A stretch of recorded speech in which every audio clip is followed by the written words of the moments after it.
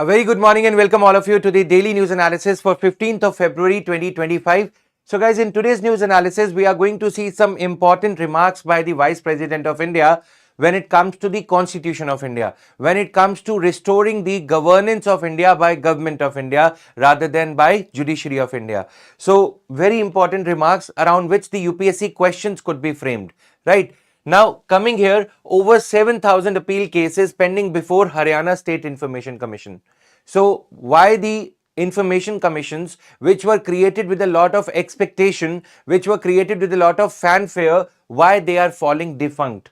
Vice President questions involvement of Chief Justice in executive appointments. So, involvement of Chief Justice in executive appointments, why this is happening?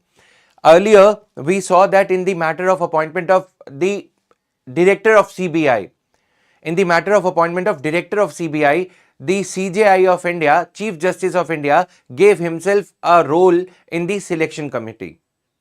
Now, the same judiciary, the CJI has changed though. Now, CJI is saying that why, as per the Anup Baranwal case, why the judges, why the CJI is not being consulted, why the new methodology of appointment of Chief Election Commission has been brought about, bypassing or negating the judgment of the Supreme Court in Anup Baranwal case. What happened in Anup Baranwal case? We have been seeing the same thing from last 2-3 days, that in Anup Baranwal case 2024, the Supreme Court said that the Chief Election Commission, the members of the Central Election Commission would be appointed by the Prime Minister, Leader of Opposition, Lok Sabha and CJI. Now the term CJI has been replaced with a minister of cabinet rank. So that is the problem, that executive has again given the upper hand to itself. But our Vice President Jagdeep Dhankar, who has been the strong votary of the governance by the government, the dominance of the executive, right? So he is not happy with the norm that judiciary, by giving such type of judgments, is giving itself more say in the executive domain. He wants the constitutional boundaries between legislature, executive and judiciary to be respected. More on it at the relevant clipping when we'll come on this. Now here, why the information commissions are lying defunct. So we'll talk about this also. Then US, India, our Prime Minister Modi is in the US. So basically what is going on, what is the new method of collaboration, what is trust, transforming the relationship utilizing the strategic technologies. This is the abbreviation, this is the expanded form of this acronym here. Earlier also we have such kind of initiatives, ICET, if you remember, right? A question was asked by UPSC around that also. But from the mains perspective, will this trust last for long? In the sense that ICET type of initiatives have not seen that kind of a progress as was expected of them. What about this new trust, the acronym surrounding the technology to counter China's dominance, when China is asserting 70% of its control on the critical minerals, which are essential for your lithium-ion batteries, which are essential for your semiconductors. Now, if we want to streamline our supply chain, if we want to consolidate our supply chain when it comes to active pharmaceutical ingredients for manufacturing the medicines that we are consuming in India, we need to do something about these critical minerals, right? So that is why this new partnership between India and the US. While on the other hand, the same president, the same US administration is trying to negate the global governance norms, this time in the arena of trade, WTO. Earlier it was WHO. So Donald Trump is saying that we are going to impose reciprocal tariffs. What is the meaning of reciprocal tariffs? We are going to talk about that also, right? Let's begin with the news analysis. In one snapshot, these are the news articles that we are going to see in today's news analysis. Coming to this, over 7,000 appeal cases. While you may not be able to make sense out of what is it, the text is so organized in the newspapers that it becomes inconvenient for you, the reader, for UPSC aspirants. So what we do is, from now onwards, I have started incorporating these things in the points. What are the issues highlighted in this clipping? One by one, the penalty. Let me tell you how it all works. Just give me 1 minute.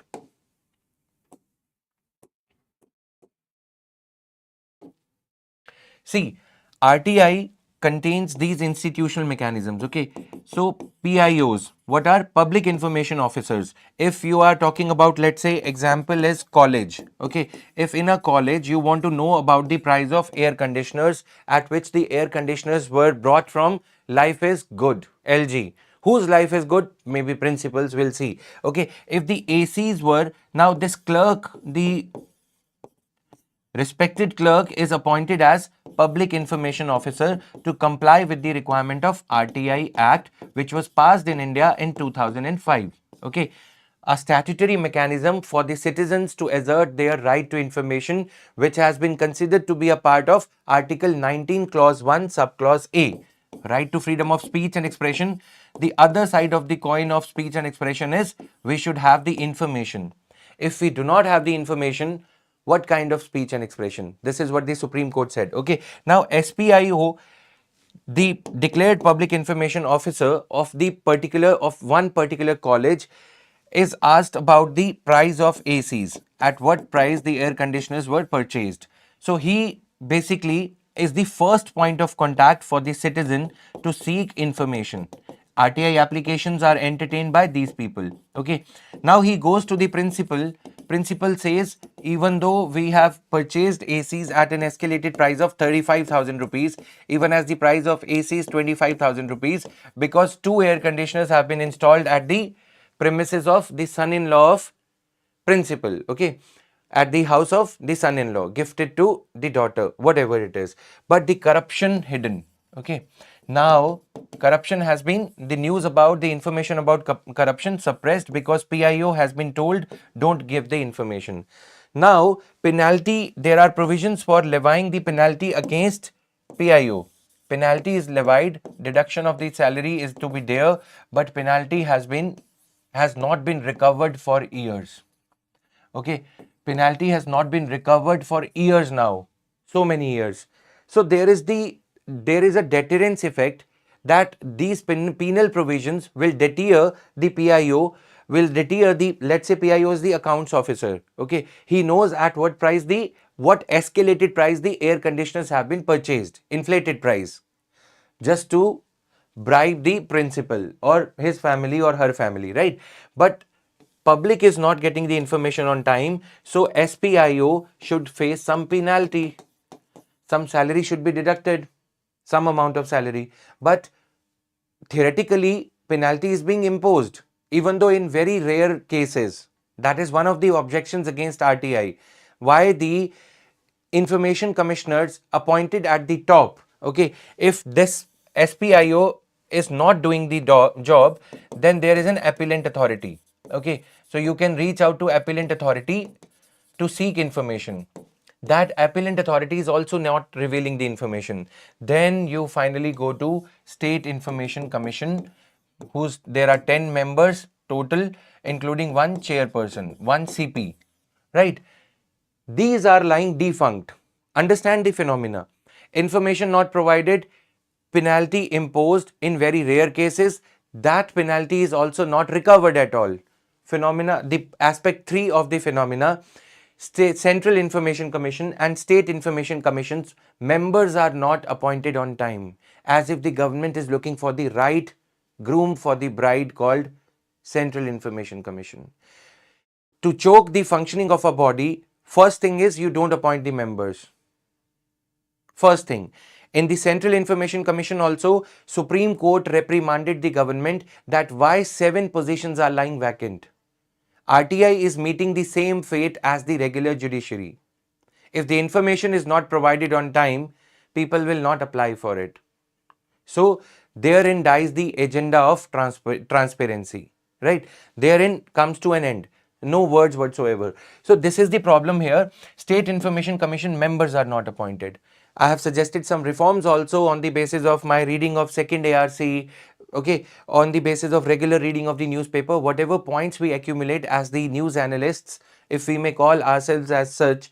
So these are the points. Number 1, scant amount of penalties levied. You understand point number 1? Penalties are not levied in the first place despite the violation of the law at the hands of state public information officers.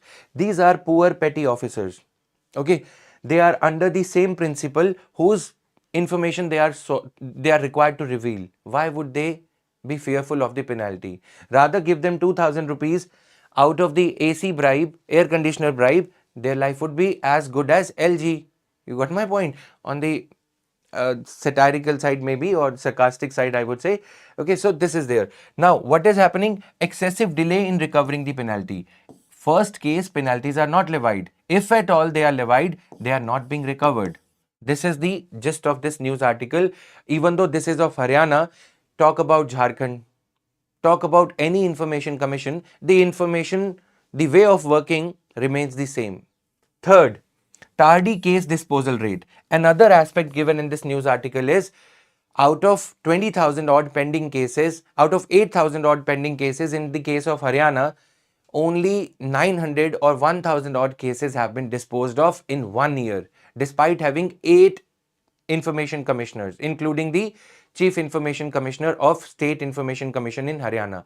They spent around 2 crore 50 lakh rupees on salaries and only 1,000 cases disposed of.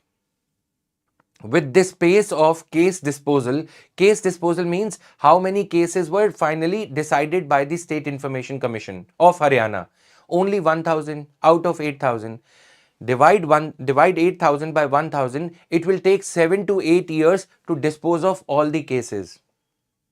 That is why the pendency of cases is not only increasing in the high courts of India, the great courts of India, but also the state information commissions. Okay, so this is the problem. No information on SPIOs and first appellant authority, the SPIOs that were appointed. Okay, there is no information. State Information Commission is not having the information about itself, about its functionaries. What am I saying? I am saying how many these public information officers, the clerk level officers, the accounts level officers in every college, in every university, in every government department, State Information Commission should have the information about the functionaries functioning under it. No information is there with them. Last point here is the knowledge, the awareness of the working of RTI is to be provided to its functionaries like PIOs, because they are regular government employees working as clerks, accounts officer, junior accounts officer. They are given the charge of the SPIO under the RTI Act. So they are not the functionaries under the Central Information Commission. They are the functionaries of the same college, same institution, but they are given the additional charge of acting as PIO. Right. So that is why the RTI, the CIC, the SIC should have, State Information Commission should have the information of how many people, how many such appellant authorities are working under it. Haryana State Information Commission does not have any information about that as well, or the information is being hidden. Right. Now, knowledge and awareness. Funds are not being spent on knowledge and awareness. Okay, we are talking about a citizen seeking the information, or in other words, a citizen is begging for information, he is being denied the information. Whereas Section 4 of RTI talks about suo motu disclosure. Okay, Section 4 RTI talks about the fact that on the lines of the Jan Suchna portal in Haryana, there should be a portal on which all the government departments, a college, or any NGO getting substantial funding, as we studied in our Titan batch class also. Okay, any NGO getting substantial funds from government, because we are in the era of outsourcing of governance. Okay, any NGO getting substantial funding should also automatically, the information should be disclosed on the Jan Suchna portal, people's right to information portal. Okay, automatically. This is the mandate of Section 4 of RTI. But not to go into this is a kind of ideal situation. We are saying at least make it functional. Even if somebody is ready to pay for the information they are seeking, at least the photostat charges are to be paid, 10 rupees per page or something like that. Then also the information is not being provided. Okay, not to talk about the Lokpal, Lok, Talapal, right? In Hindi I would call it Lok, you understand. Lokpal has been lying defunct. Then you talk about Whistleblowers Act, not passed. Then you talk about your CVC. Okay, let's not go there. Right to Public Service Delivery Act. So these are the acts which make governance easier. which makes governance accessible to the people. Why would I seek information? Why am I begging for information? Maybe I am the victim of Vyapam scam. Maybe I'm not getting my electricity meter connection installed on time. So I want to know how much time does it take. For these type of things, number one, right to time bound delivery of public services Act has been passed. If you go to bank, it takes 15 minutes. It is written there in the charter that it takes 15 minutes for the draft to be made. If you go to electricity department, it is written maximum 15 days for installation of electricity meter. If you go to RTO, Regional Transport Office, 15 days for driving license or 1 month. But if the driving license is not being given to you for the sake of getting bribe, then you can assert your right. That is why right to time bound delivery of Public Services Act. If you do not get that, what do you have? RTI. What do you have? Lokpal and Lokayuktas at the state level. All these institutions are lying vacant or defunct, I would say. Members are not appointed, usual phenomena. Lokpal also, government is in the search for a groom in Lokpal institution also. Even as we quickly find the members for CEC, Central Election Commission, the eligible boys who just retire at the age of 60 years and are appointed quickly. Arun Goyal case, as I was narrating yesterday. Okay, so these problems are there in the worst country is the country where small ticket level corruption is there. Big ticket corruption, raffle, etc. we are not talking about. But if we are failing our citizens in providing the bare minimum necessities on time, then that is bad, right? That is where the government loses the elections also. Now coming back here, these 5 points are there from this particular news clipping. Now you ask me how to make notes. This is how you make notes. If you ask me, as I said in the earlier classes also, we will gradually see the notes on all these bodies. Be with me through this news analysis. Prelims and mains gets covered on a daily basis. Now it is up to you if you want to go for the coaching and then get confused, or if you want to do this simple daily exercise of reading the newspaper, decoding the newspaper in the points format. How to make notes? Read this news clipping yourself today once on my request and then see how have I extracted the points. If you get this idea gradually, you will be on the path to make your own notes for GS mains paper 2, 3, 4. Static books are there with you. You have to read those static books. Alongside, supplement your static books with these type of notes for your current affairs. Any issue, Donald Trump issue, Vice President's remarks, anything can be decoded in the similar fashion. Now coming here, overall issues with the RTI, scant amount of penalties levied. Number one, same issue remains with everything. Non-timely filling up of vacancies. Okay, members to information commissions across states and even the Central Information Commission, they are not appointed. Third, why only bureaucrats? In the 2019, in a case filed by an eminent lawyer named as Prashant Bhushan. Okay, so his name you should remember like your Mamaji's name or uncle's name. These people keep on filing the petitions in the court for the reform of the government's machinery. Okay, so here only bureaucrats. Why only bureaucrats are being appointed? If you read RTI Act, the certain sections, they say that people from different walks of life should be appointed. This is what the Supreme Court had said in one of its judgments in 2019. Supreme Court said that the people should be appointed from NGO sector. People should be appointed from, not only the bureaucrats should be appointed, that is the crux of it. Okay, people who are public, maybe they could consider me when I turn 45 or 50. If I am an eminent person, I have knowledge of governance. But if the bureaucrats are appointed, the seasoned bureaucrats, they know how to work according to the tunes of the government, how to dance according to the tunes. Not only this, there is no cooling off period observed. What do we mean by cooling off period? A bureaucrat who retires, give him at least 2 years break. Why break? Because appointing a just retired bureaucrat, you are setting an example for the remaining IAS officers in the bureaucracy that if you work during your career as an IAS officer according to the whims and fancies of any minister, Nirmala Sitharaman, railway minister, any minister, okay, if you work according to the fantasy and the desires of the minister, during your career, then you would be rewarded with some position right after your retirement. You eat one laddu of your retirement, you eat another laddu of your appointment the same day, as happened with the great Arun Goyal. Right? If you are consistent, you would understand my examples also. Be regular with the news analysis, just a request. Now, so these are the points here. Okay, only bureaucrats. Now, what are my suggestions? Why not give the status of a constitutional body to this Central Information Commission and State Information Commissions? Second, why not declare their expenditure as charged on the Consolidated Fund of India? Third, why not have a provision that there can be no interregnum? That means there can be no gap in the date of retirement of one of the members and date of appointment of another member. Like we have for the office of the President of India, that is a constitutional office, nominal office of the president, right? Nominal office, with due respect, highest office but nominal. When there can be no vacancy in the nominal office, in the head of the nominal head of the state's office, how can you afford to have vacancies in all these governance oriented offices? Okay, so you get my point.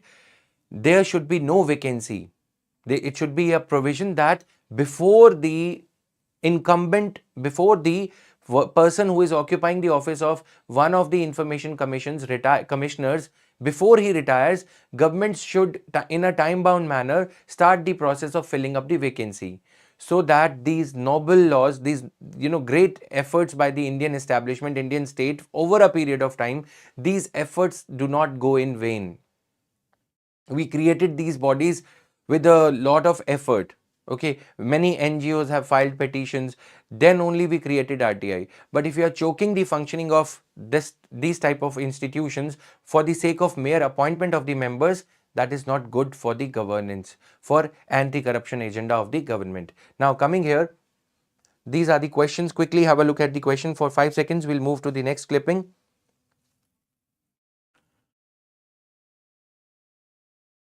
Okay, just read these news clippings for which I have made notes today.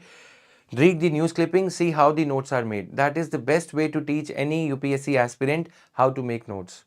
Okay, gradually we'll be covering all these sections of GS Mains Paper 2, GS Mains Paper 3, disaster management, everything. I can assure you from this platform over here, right? So, coming to the other news article, Vice President questions the involvement of CJI in executive. Let me first tell you, before we apply this information, before we go through this information, whenever these type of constitutional functionaries, they make such remarks, fundamental remarks. What is fundamental here? They make the remarks on the way the democracy, the Indian constitution is working. This is the fodder material. This is the, I would say, gem kind of a material for UPSC to frame questions out of. Out of my experience, I can tell you, when Prime Minister would make such statements, when Manmohan Singh used to make such statements when I was preparing, UPSC would ditto the same.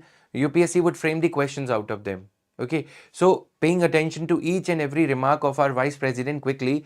First, I'll go line by line so that you can see how can, in a country like ours or in any democracy, by statutory prescription, Chief Justice of India participates in the selection of CBI director.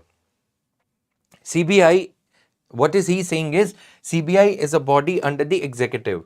What is he saying on the fundamental side? He is saying that in democratic setups where governments are the representatives of the people, okay, police authorities like CBI, police authorities, CBI, state police, they are under the democratic control. How are they under democratic control? They are appointed by the political executive. Their appointment of CBI director, etc., by placing the appointment under the control of the executive body, the elected government, elected by the people. Okay, political executive means the government of the day, Modi government, or state Karnataka Congress government, likewise. Okay, political executive headed by Prime Minister and Council of Ministers. You can at least include the leader of opposition, because he is also a part of the parliament, legislature. He also, leader of opposition, also represents the the elected vote, the representatives community only, even though Congress this time opposition, but still he commands the vote of the people. Now the vice president is saying why gradually judges are giving themselves more powers. Why have they associated CJI in the process of appointment of CBI? Okay, he is not happy with the association of judiciary. What is he saying is these bodies should respect, these three organs of the state should respect their legitimate spaces. Legislature, the job of, okay, judiciary, the job is to judicial review. Judicial review should not become judicial enactment, right? And then the job of legislature is to legislate, to pass the bills, and the job of the executive is to execute, to perform, to administer.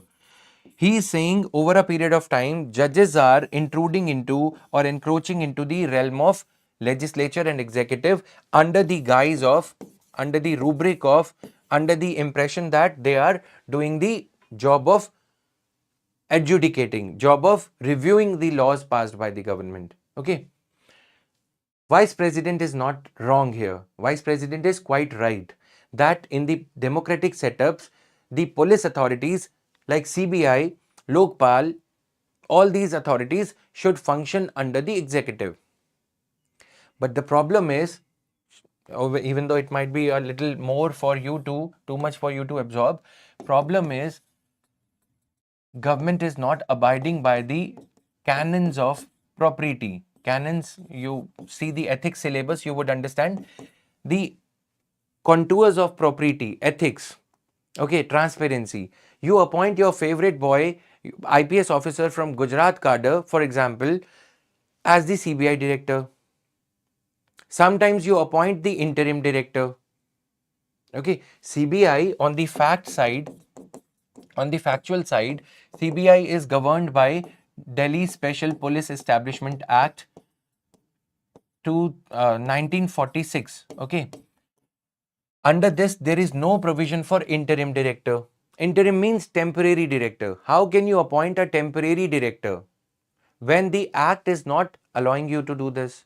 So these type of juggles, this is what is not acceptable to judiciary. Then you appoint, you discard the seniority criteria. When the executive does away with the established norms of running the CBI, running the police authorities by appointing its favorite people into it, then the judiciary is not happy. Then that comes under judicial review. You got my point?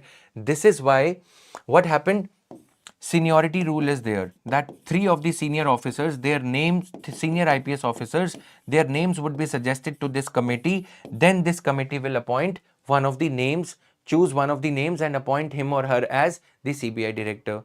But if you do away with one of the senior most names, all the three senior most names, and appoint somebody who is relatively junior, you are sending the impression that CBI is a caged parrot. CBI is a government ka tota. In Hindi we call it. Okay. That means it is a caged parrot. It will, Mittu will say, Mittu will dance or rhyme according to the tunes of the government, as happened in 2013. And UPSC asked a question around it. This is one issue.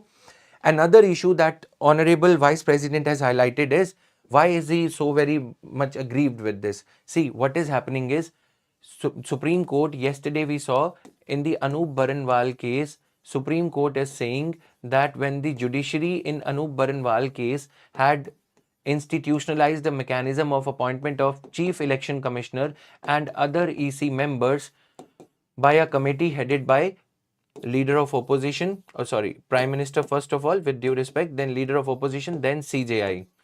Now the Parliament passed a bill rejecting CJI, replacing CJI with the cabinet minister. Now when judiciary is hearing this case, and the case's outcome will be there on February 19, one day after the incumbent CEC retires. Okay. So basically Vice President is getting hurt or is not happy because judiciary is now after CBI. We have studied CBI. After CBI, judiciary is now adjudicating upon this matter. Judiciary has implanted CJI, a member of judiciary, in the committee, in the selection committee that is going to choose election commissioners also.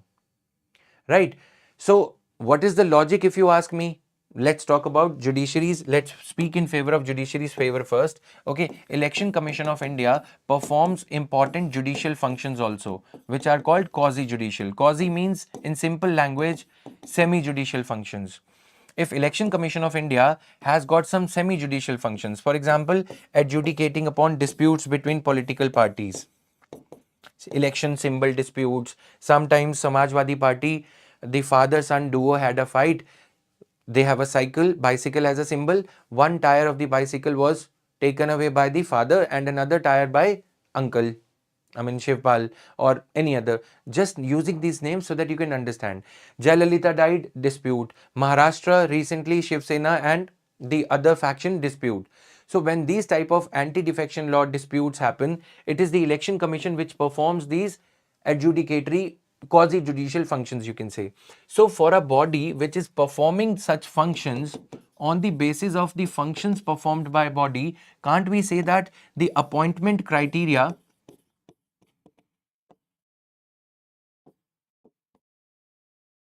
of appointment of these members should be in sync with PM, then leader of opposition, then you have CJI.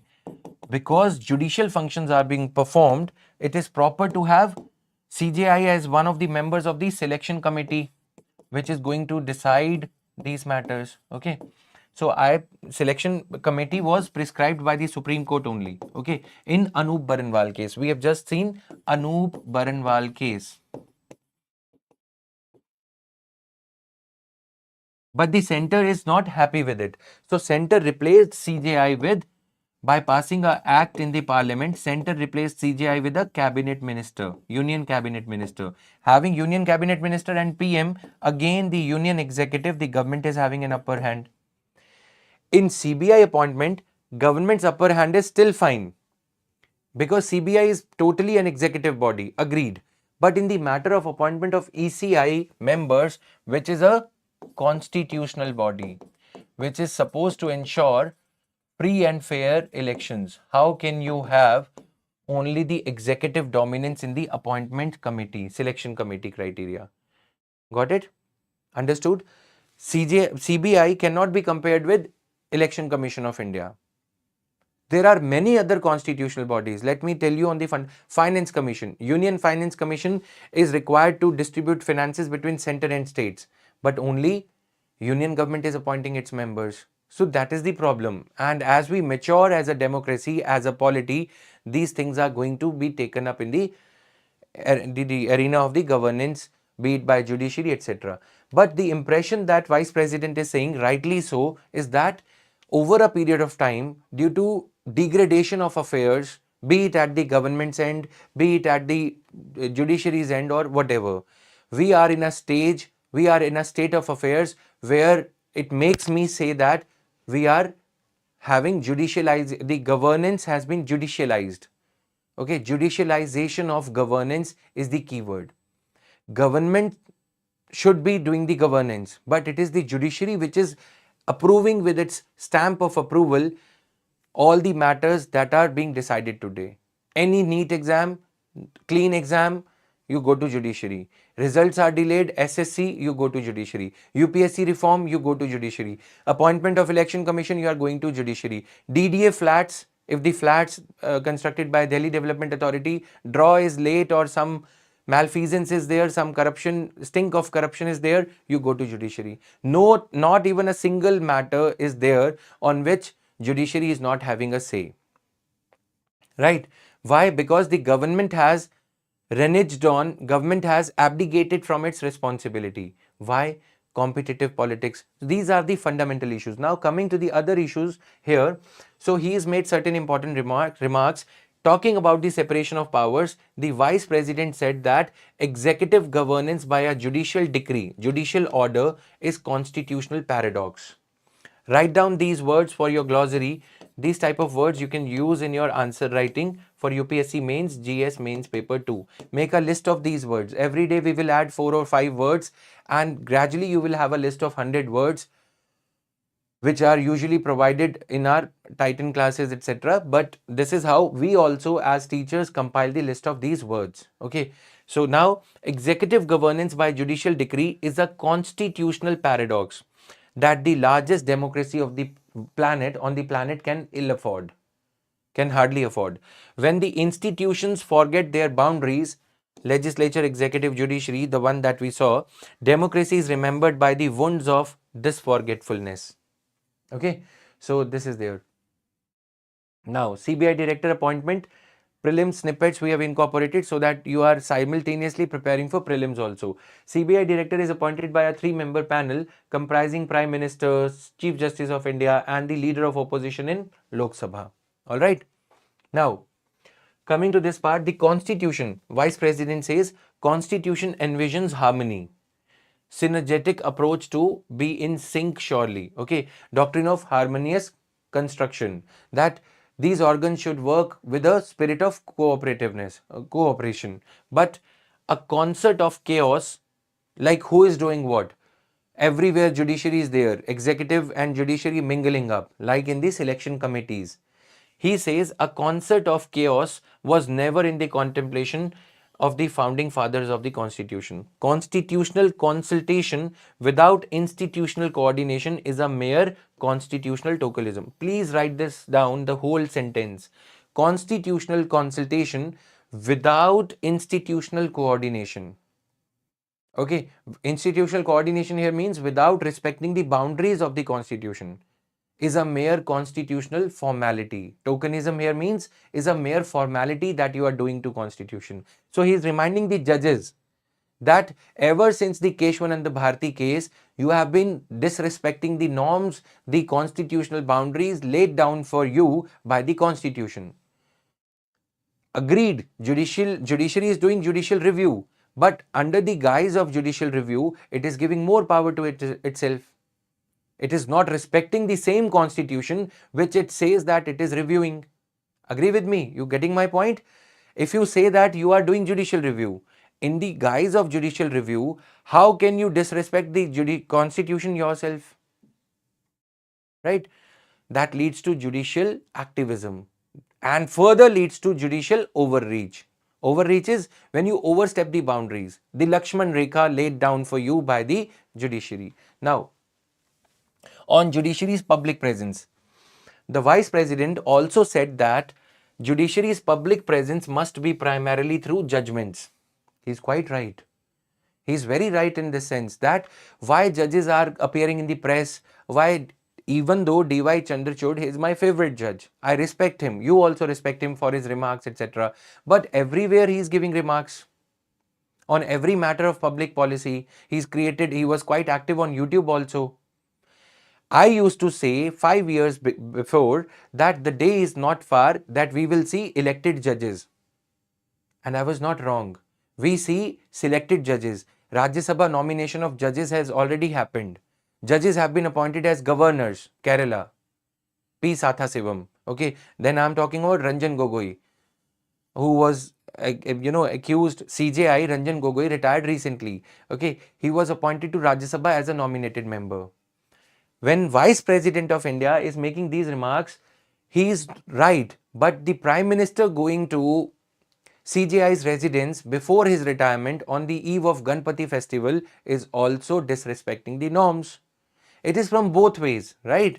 Why would the Prime Minister, the mightiest Prime Minister ever India has ever had after Indira Gandhi, is going to CJI before he actually retires?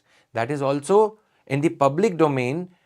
The executive should not, the head of the executive should also not go there.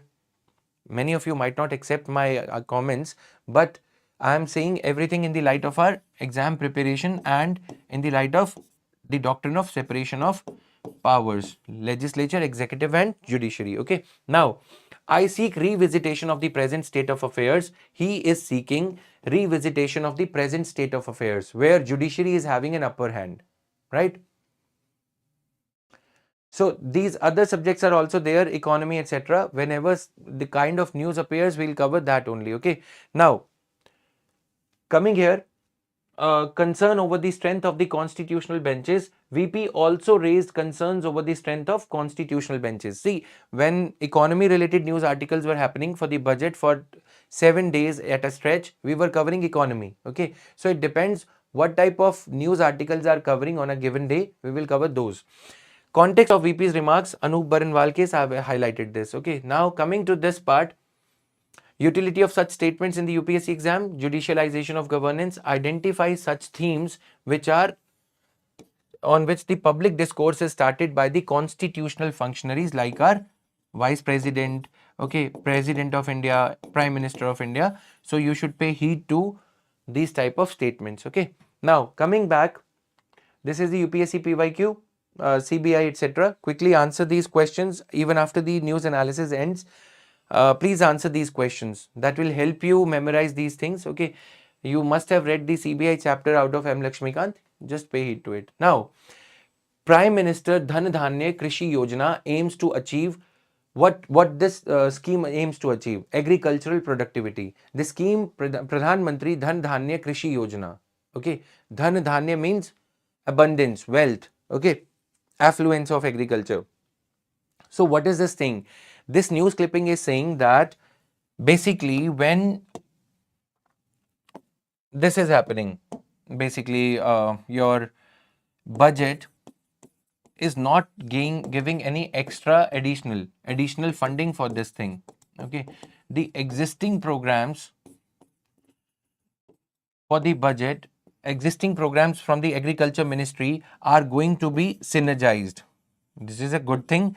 When you do not announce the new schemes and programs every day, instead you try to converge the funding from the existing programs. Okay, PM Kisan, etc.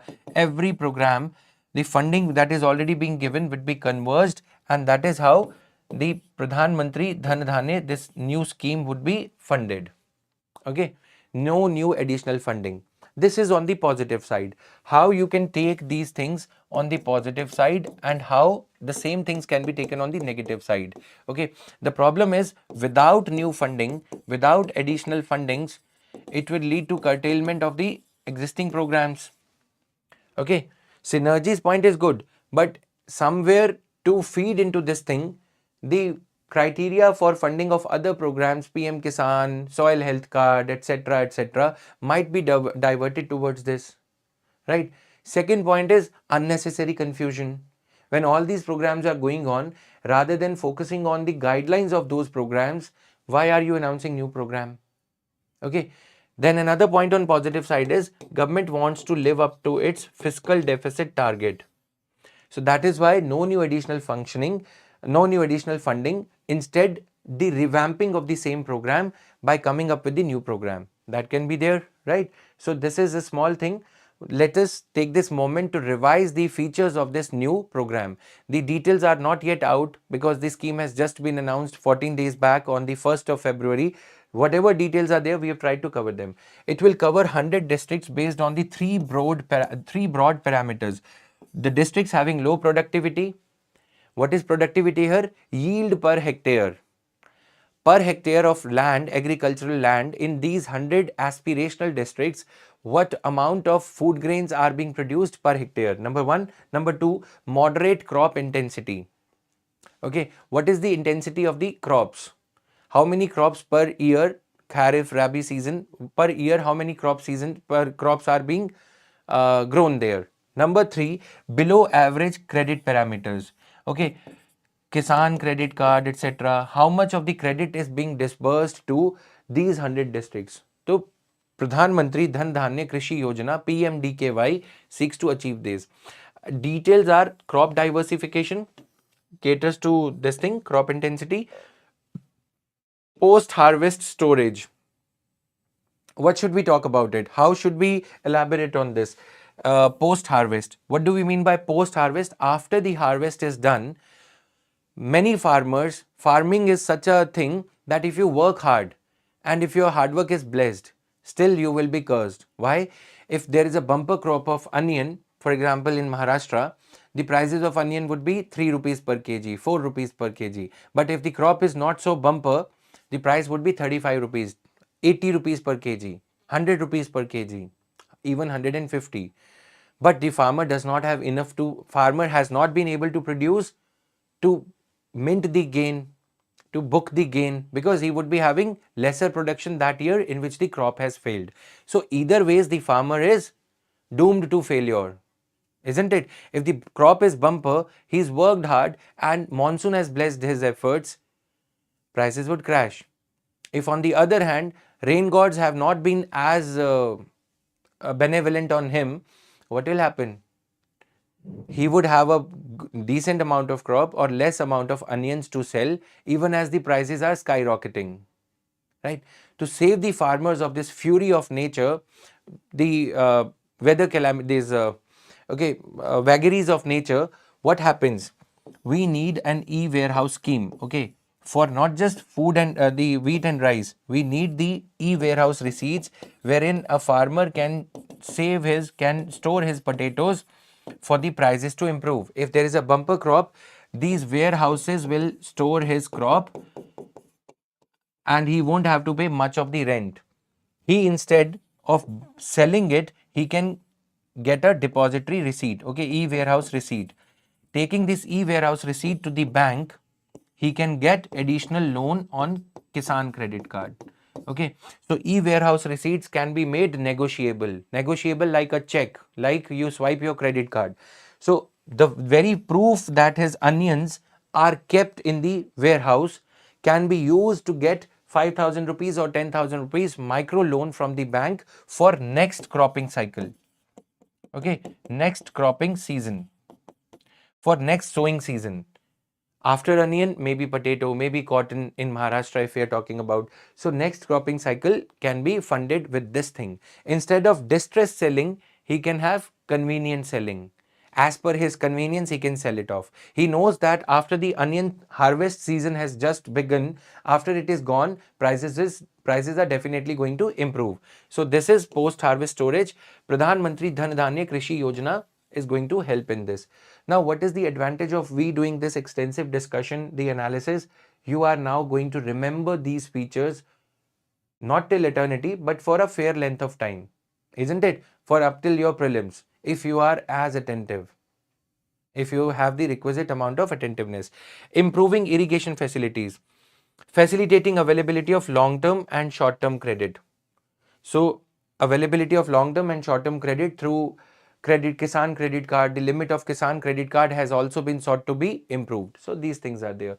Now, implementation, PMDKY will be implemented in partnership with the states on the lines of aspirational district programs, 100 of the most underdeveloped districts. So all these things are there. Convergence with the other schemes that are going on in the arena of agriculture. Now, please answer for the prelim sake. Agriculture is a subject in which list? What is the entry number? Agriculture as a subject is in which list? And what is the entry number? Okay, moving further. Competition among the districts through monthly ranking is there. Okay, implementation in partnership with the states will be done. Coming to this India-US Trust Initiative. Okay, the transforming relationship through utilization of strategic minerals over here and this rare earth elements. Since China is holding a dominant position in this arena, what the government is now doing, what India, US are doing now by collaborating on this important front, rare earth elements. Okay, tell me the names of 3 most important rare earth minerals. Which is the leading country? I ask you these questions. Which is the leading country in the rare earth minerals production? Don't go by the name China. Which is the second most important country? These locations are in news. So instead of asking you what India, US did, UPSC may ask, where are these located? What is the second largest country? The area where these are found, and why there is a dispute among certain countries related to some island, small island states or countries, because those small island states and countries are having rare earth minerals. Okay, now coming here, trust initiative, transforming relationship utilizing the strategic technology. the two nations, India and US, as our Prime Minister is in the US, so the two nations are talking about barriers to, they aim to reduce barriers to technology. Then technology transfer, US is a leader in technology transfers, okay, even though it is giving way to China. China is exceeding the US research and development capabilities. So whatever technologies, advanced technologies USA has already developed, it should transfer it to India, theoretically so. But Donald Trump is not going to, do the calling here.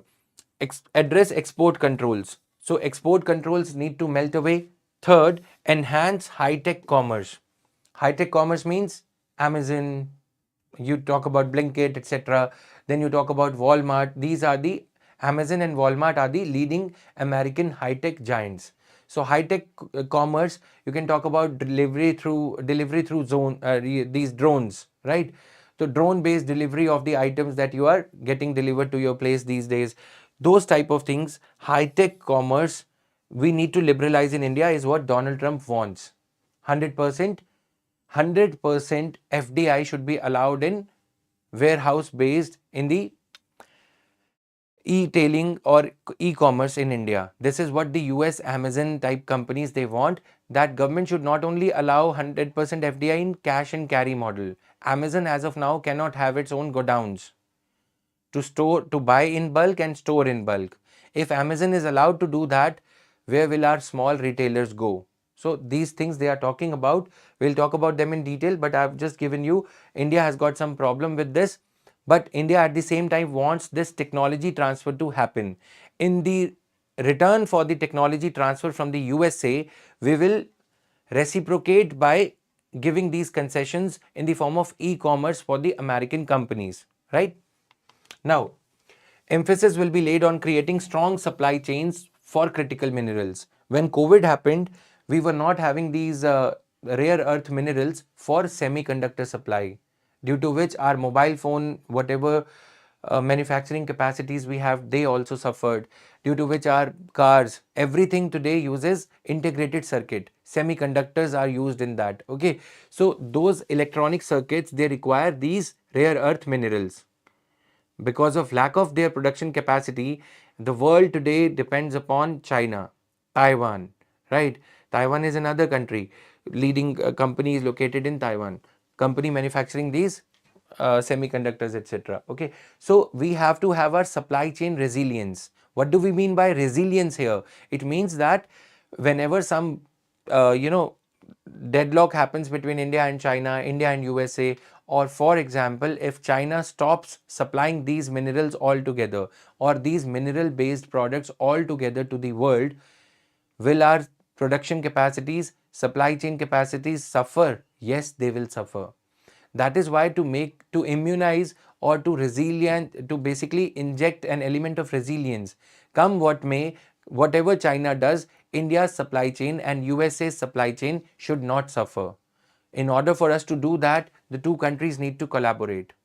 And that is why the acronym TRUST over here. Okay. A recovery and processing initiative will be launched for strategic minerals. While we have limited production capacities because these lithium, etc., we do not have reserves in the US or in India. Why not reprocess them? Whatever electronic waste we see, why can't we recover these rare earth minerals out of that rather than depending upon China? Okay, so that is why a recovery and processing initiative. Then it follows India's induction. Why is this India being given these type of waivers? USA has got its own list of restrictions, a list of countries on which these restrictions are placed, and it is called as basically MSP. Okay, you can memorize MSP, minimum support price, but here the meaning is mineral security partnership. Okay, so only those countries with which USA is ready to partner on mineral security, only those countries would be allowed to collaborate with the US. Mineral Security Finance Network was created in 2020. India was admitted to this in 2024. Mineral Security Finance Network. So you need to jot this down.